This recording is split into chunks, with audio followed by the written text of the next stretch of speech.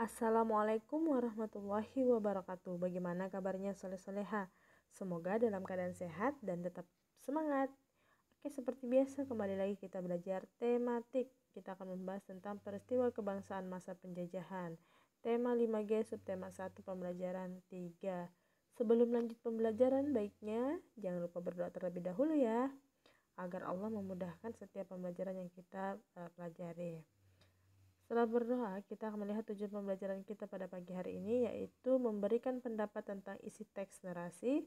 Yang kedua, menjelaskan perlawanan bangsa Indonesia terhadap penjajahan bangsa Portugis dan Belanda.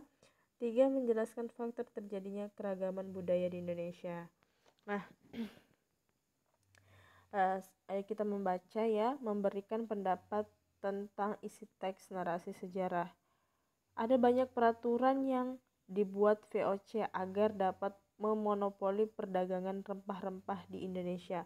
Salah satu peraturan yang dibuat VOC adalah mewajibkan rakyat menanam tanaman tertentu, terutama kopi hasil pertanian tersebut, kemudian harus dijual ke VOC dengan harga yang sudah ditentukan oleh VOC. Agar peraturan yang dibuat VOC dapat terlaksana dengan baik, VOC menerapkan politik divide et impera atau yang disebut juga politik pecah belah. Ayo kita baca teks tentang politik divide et impera berikut dengan seksama. Politik divide et impera. Sejak dahulu bangsa Indonesia merupakan bangsa yang beragam. Masyarakat Indonesia memiliki latar belakang suku, ras, agama, dan budaya yang berbeda-beda. Keragaman tersebut memudahkan Belanda untuk melaksanakan politik atau adu domba untuk memecah belah bangsa Indonesia.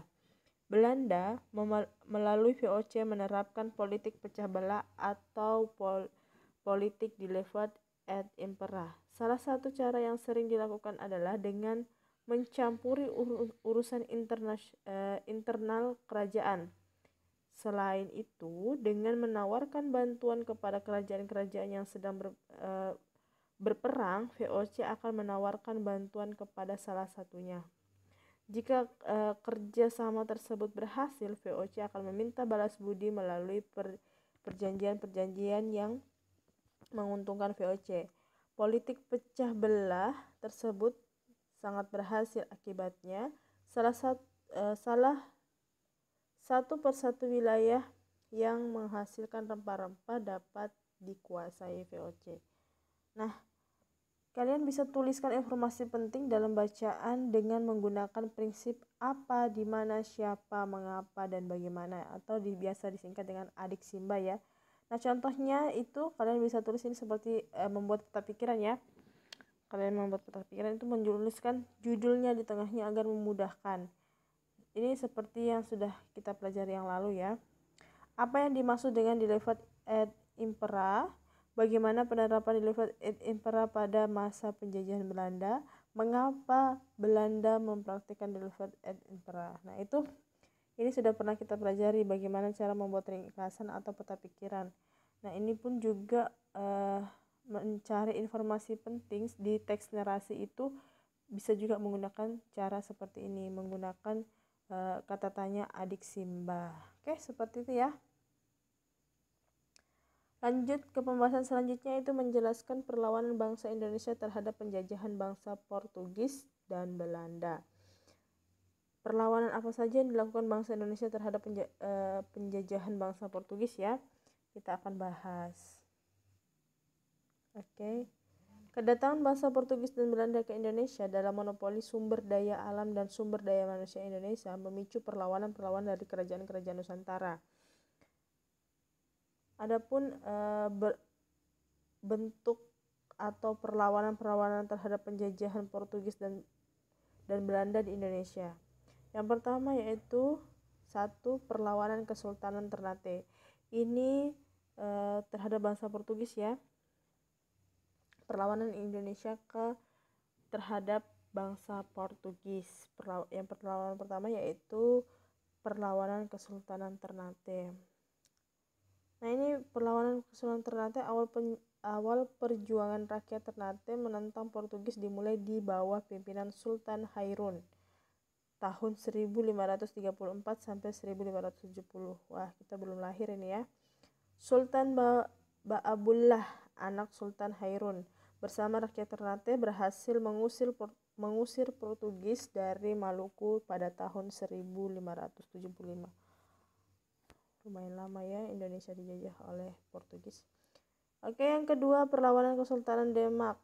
Di bawah pimpinan Pati Unus atas perintah Sultan Demak, Raden Patah, Kesultanan Demak menyerang Portugis di Malaka. Di bawah pimpinan Fatahillah, Kesultanan Demak berhasil mengusir Portugis dari Sunda Kelapa. Yang ketiga yaitu perlawanan Kesultanan Aceh, perlawanan terhadap Portugis di bawah pimpinan Sultan Iskandar Muda. Oke, Masya Allah ya perjuangan para pahlawan kita untuk mengusir bangsa Portugis dari Indonesia. Nah, ini yang kedua yaitu perlawanan terhadap penjajah bangsa Belanda, tadi Portugis sekarang Belanda ya. Yaitu satu, Sultan Agung dari Mataram 1613 sampai 1645. Yang kedua, Sultan Iskandar Muda dari Aceh 1635. Sultan Hasanuddin dari Kerajaan Goa, Sulawesi Selatan 1667. Untung Suropati dan Trunojoyo dari Jawa 1670 pada tahun itu ya. Nah, ini bisa dibaca selanjutnya. Oke. Kita akan menjelaskan faktor terjadinya keragaman budaya Indonesia. Tadi itu yang sudah perlawanan bangsa Indonesia terhadap penjajahan bangsa Portugis dan Belanda. Sekarang kita akan menjelaskan faktor terjadinya keragaman budaya Indonesia. Nah, kita lihat beberapa faktor yang menjadi penyebab keragaman budaya yang ada di Indonesia, antara lain. Yang pertama yaitu Indonesia merupakan negara kepulauan dengan lingkungan alam yang beragam.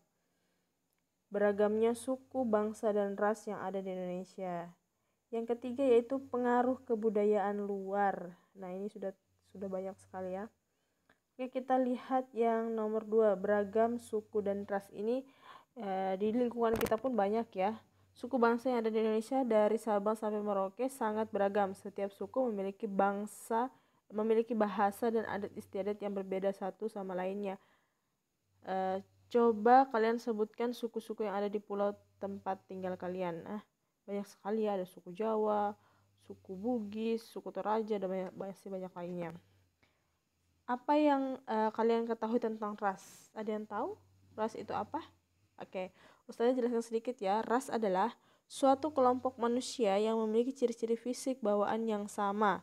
Berdasarkan al-Krober antropologis dari Amerika Serikat, ras-ras yang ada di dunia terdiri atas Kaukasoid, dan ada pula ras-ras khusus yang tidak dapat dikelompokkan ke dalam keempat ras tadi. Banyak ras ya. Oke, berdasarkan pembagian ras yang dikelompokkan oleh Al-Krober, sebagian besar bangsa Indonesia termasuk ras Mongoloid, subras Malayan, Mongoloid.